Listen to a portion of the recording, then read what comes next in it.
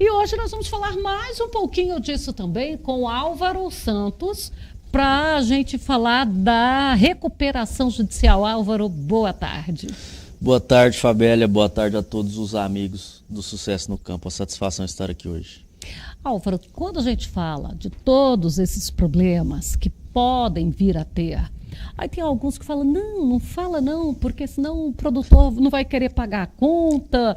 E eu já escutei, eu estou na área, então eu escuto tudo.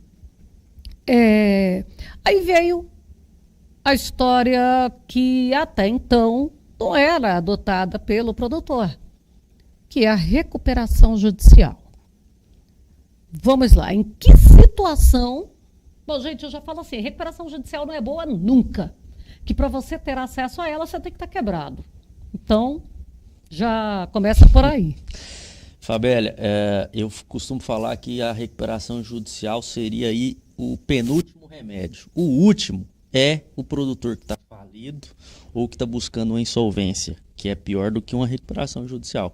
Então ela seria recomendada apenas para aqueles estados, vamos dizer, estado terminal, né, que o produtor ainda tem uma chance de sobrevivência e ele precisa realmente de um fôlego em relação a uma variedade, multiplicidade de credores para que consiga se reerguer, né?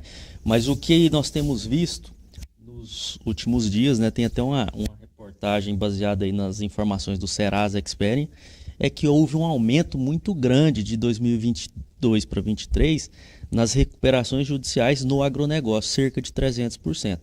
E esse é um número alarmante que decorre de vários fatores, né, um esclarecimento maior sobre quando o produtor pode ou não utilizar essa ferramenta que foi feito pelo Superior Tribunal de Justiça, uma atualização na legislação, né, prevendo essa possibilidade para o produtor, e também o momento de quebra de produção que nós vivemos hoje. Custos altos, preços baixos, juros altos também e problemas climáticos.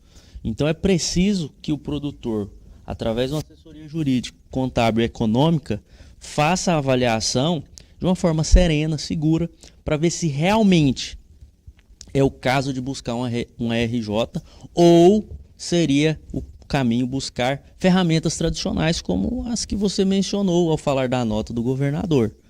Por exemplo, o alongamento de dívidas via manual de crédito rural, quando é uma dívida dentro do crédito subsidiado, ou uma renegociação com a revenda dentro do crédito privado, do financiamento particular, como uma CPR ou um contrato.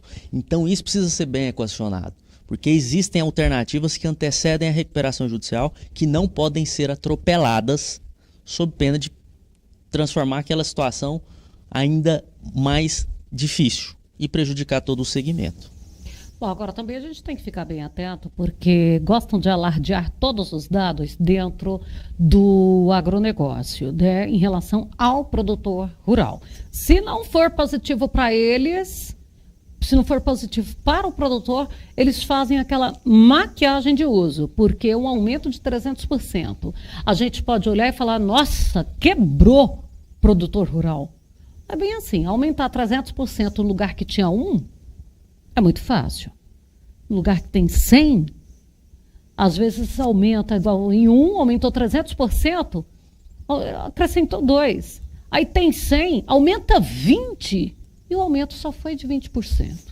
Então, senhores, não se desesperem, porque eles apresentaram um número percentual. E o produtor não tinha o hábito de fazer uso desta ferramenta. Inclusive, essa ferramenta aí foi discutida, foi levada e, de repente, deixou mais maleável. Fabélia, a legislação, ela exigia que o empresário tivesse pelo menos 2 anos de registro na junta comercial. Mas o Código Civil falava, olha, produtor rural, é faculdade você se registrar como empresário na junta comercial ou não. É uma faculdade, é uma escolha. E essa era a discussão que estava a ser definida lá em Brasília, no Superior Tribunal de Justiça. Se definiu que o produtor poderia fazer a inscrição, pedir a RJ e comprovar os 2 anos através de outros documentos. Ele não precisava ter 2 anos de registro. Não é muito muito raso exigir só 2 anos para uma recuperação judicial? É um prazo mínimo, né, que se estabeleceu, foi uma opção legislativa, né, para que aquela atividade, pelo menos em 2 anos, se torne viável, ou não sendo viável, possa acessar a RJ antes de ir para um quadro de falência.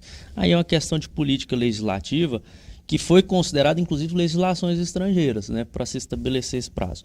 Mas havia essa discussão no caso do produtor rural. No Brasil, a gente tem tantas empresas abrindo aí, sabe, sem um plano de negócio. Eu me refiro em função desta irresponsabilidade empresarial que tem ali, que todo mundo abre um CNPJ. Aí... Essa própria situação da atividade rural, né, o que a gente percebe é que houve um aumento das commodities também ali no período pós-pandemia e muita gente que não era do agro buscou talvez uma oportunidade de trabalhar no segmento sem tanta experiência. E esse é um dos fatores que podem ter gerado aí esse grau de endividamento, além de questões climáticas e sanitárias. Mas esse é o prazo estabelecido na legislação. O STJ falou que o produtor poderia provar através de outros documentos.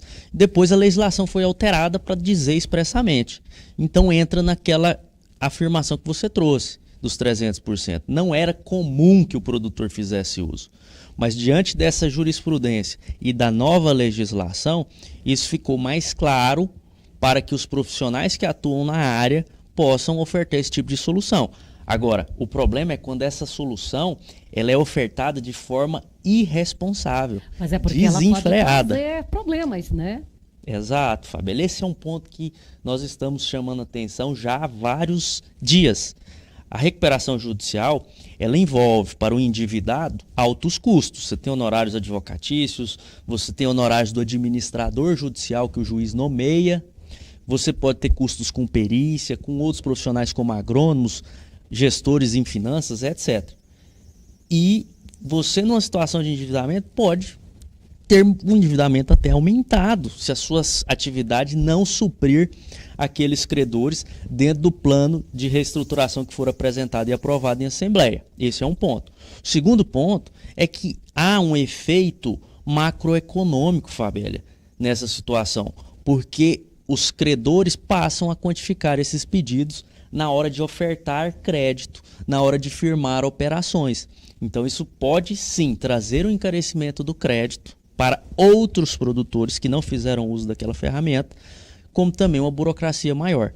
Então, somente aquele produtor em estado muito grave e que ainda haja uma possibilidade de reerguimento é que poderia e deveria fazer uso dessa ferramenta. A gente vê aqui em situações de poder público fazer o pedido, ali um município fazer um pedido e tal, ele fica proibido de contratar mais, de fazer uma série de coisas.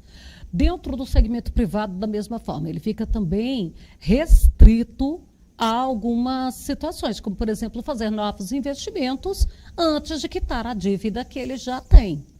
É importante que o produtor, ao pensar numa situação dessas, ele procure um corpo jurídico bem intencionado, um corpo jurídico com bastante credibilidade, porque, senhores, como em todas as áreas, você tem o bom e o mau profissional, isso é natural. Então, às vezes, vai ter alguém te incentivando a fazer. E é bom tomar cuidado, não é? Sem sombra de dúvidas, Fabélia. Esse é um debate que nós temos dentro da OAB hoje sobre profissionais que estão incentivando, fomentando o uso de forma muitas vezes inadvertida. Pelo Código de Ética, que é uma lei federal, inclusive, o advogado é proibido de incentivar a judicialização sobre determinado aspecto. E aqui passa a ser um problema não só da advocacia, como do setor e talvez desse produtor endividado, que acaba piorando a sua situação por conta dessas restrições que você mencionou.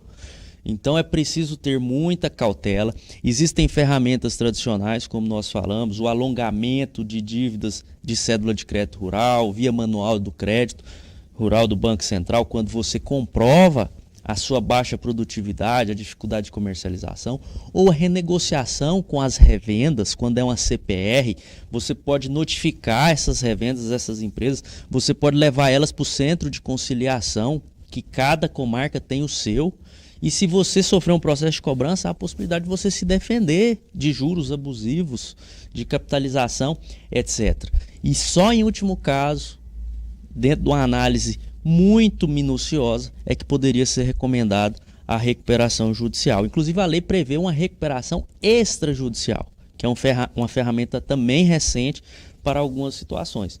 Então, o produtor tem que ficar atento, aquele que está endividado, ver se realmente é o caso, e aquele que não está endividado, que está estruturado, que talvez passa por uma redução de produtividade, mas tem um caixa, também ficar atento, porque acabam surgindo algumas situações de investimento nesse cenário de recuperação judicial em relação a ativos estressados. Então, talvez são oportunidades. São oportunidades, é uma questão de mercado, né? E nós temos aí assessorado vários produtores que estão passando por dificuldades, mas têm um caixa significativo e estão observando para ver se surgem aí um ativo, pode ser uma fazenda à venda, numa recuperação judicial, pode ser maquinários usados, pode ser uma área de arrendamento com ágio mais baixo. Tudo isso vai se desenhar aí nos próximos meses. Agora, é importante também que ele não faça nada para daqui a pouco ele estar no aperto, né? Porque às vezes ele tem uma gordura extra agora, mas ele não sabe por quanto tempo ele vai precisar usar essa gordura. O cenário, porque hoje a gente tem um cenário X, não sabemos como que vai ser o de daqui a pouco, né? Fabélia, é um jogo de xadrez, né? Exige muita estratégia também por parte desse produtor que tem, né? Você usou bem a expressão, às vezes uma gordura, um caixa, um fôlego, porque a gente não sabe o que vai se desenhar, seja agora após colheita, os preços caindo, seja com a safrinha. Mas existem perfis que assumem um risco maior, perfis mais conservadores. Então a gente tem trabalhado com esses produtores também para que façamos uma análise de cenários, tanto jurídica quanto econômica, para surgindo oportunidades a gente, né, possa fazer aí bons negócios dentro desse novo cenário. Bom, eu quero agradecer a sua participação conosco, os esclarecimentos e qualquer novidade traga para nós, Álvaro. Fabélia, agradeço mais uma vez, fique sempre à disposição, tanto sucesso no campo quanto dos nossos amigos produtores rurais.